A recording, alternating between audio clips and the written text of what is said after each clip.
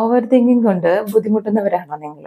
എങ്കില് നിങ്ങൾക്ക് തന്നെ നിങ്ങളുടെ ഓവർ തിങ്കിങ് കുറച്ചു കൊണ്ടുവരാൻ സാധിക്കും. എങ്ങനെയെന്നല്ലേ?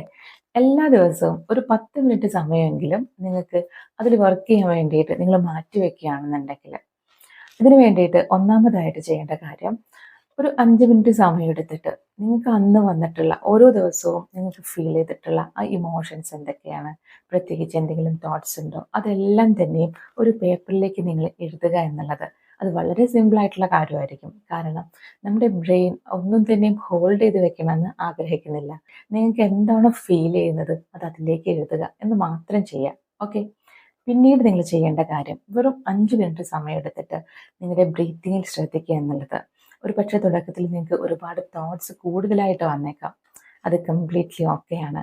പതിയെ പതിയെ നിങ്ങൾ ആ ഒരു ട്രാക്കിലേക്ക് വരും.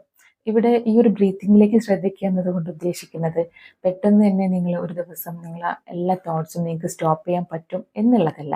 നേരെ മറിച്ച് നിങ്ങളുടെ അറ്റൻഷൻ ഷിഫ്റ്റ് ചെയ്യാനുള്ള എബിലിറ്റി നിങ്ങൾക്ക് കൂടി കൂടി വരും ഓരോ പ്രാവശ്യവും നിങ്ങളത് പ്രാക്ടീസ് ചെയ്യുമ്പോൾ.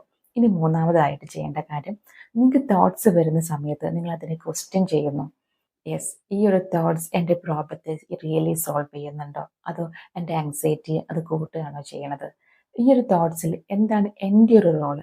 ഇതിൽ കൊണ്ട് എന്തെങ്കിലും എനിക്കൊരു ബെനിഫിറ്റ് ഉണ്ടോ, അല്ലെങ്കിൽ ഞാൻ ഡിസൈഡ് ചെയ്യേണ്ട ഒരു കാര്യമാണോ അത്? ഇനി ആണ് എന്നതാണ് ഉത്തരമെങ്കിൽ നിങ്ങൾ അതിനൊരു ടൈം വെച്ചിട്ട് അതിന് പ്രിപ്പയർ ചെയ്യുക. ഓക്കെ. എന്നിട്ട് ഒരു സിംഗിൾ സ്റ്റെപ്പെങ്കിലും എടുക്കുക. ദെൻ അത് നിങ്ങളുടെ ആങ്സൈറ്റി റെഡ്യൂസ് ചെയ്യും. ഇനി നിങ്ങൾ ഒട്ടും നിങ്ങളുടെ കൺട്രോളിലല്ലാത്ത ഒരു കാര്യമാണെന്നുണ്ടെങ്കിൽ നിങ്ങൾക്കിത് വിടാനും പറ്റണം. അപ്പോൾ ഈ 3 കാര്യങ്ങളും നിങ്ങൾ പ്രാക്ടീസ് ചെയ്ത് നോക്കൂ. പതിയെ പതിയെ നിങ്ങളുടെ ഓവർ തിങ്കിങ് കുറഞ്ഞു വരുന്നത് നിങ്ങൾക്ക് തന്നെ മനസ്സിലാക്കാൻ സാധിക്കും. നമ്മൾ ഓർക്കുക, ഓവർ തിങ്കിങ് എന്ന് പറയുന്നത് അതൊരു പേഴ്സണാലിറ്റിയുടെ ഭാഗമാണെന്നോ, അല്ലെങ്കിൽ അതൊരു പ്രത്യേക തരം ഡിസോർഡറിൻ്റെ കൂടെയുള്ളതാണെന്നോ എന്നൊന്നും അല്ല. നേരെ മറിച്ച് നമ്മുടെ ബ്രെയിൻ എപ്പോഴും ആ ഒരു അൺസർട്ടനിറ്റിയിൽ നിന്ന് നമ്മളെ പ്രൊട്ടക്റ്റ് ചെയ്യാൻ ട്രൈ ചെയ്തുകൊണ്ടേ ഇരിക്കുകയാണ്. ഓക്കെ. പക്ഷെ നമ്മൾ ഓർക്കേണ്ട മറ്റൊരു കാര്യം കൂടെയുണ്ട്. ഈ ഒരു ഓവർ തിങ്കിങ് കൊണ്ട് നിങ്ങൾ വളരെയധികം ഡിസ്ട്രെസ്ഡ് ആവുന്നു, നിങ്ങളുടെ ഡെയിലി ലൈഫിൽ പ്രശ്നങ്ങൾ വരുന്നു എന്നുണ്ടെങ്കിൽ നിങ്ങൾ ഈ താഴെ കാണുന്ന നമ്പറിൽ കോൺടാക്ട് ചെയ്യുക. ഞങ്ങൾ തീർച്ചയായിട്ടും നിങ്ങളെ സപ്പോർട്ട് ചെയ്യുന്നതാണ്. Thank you.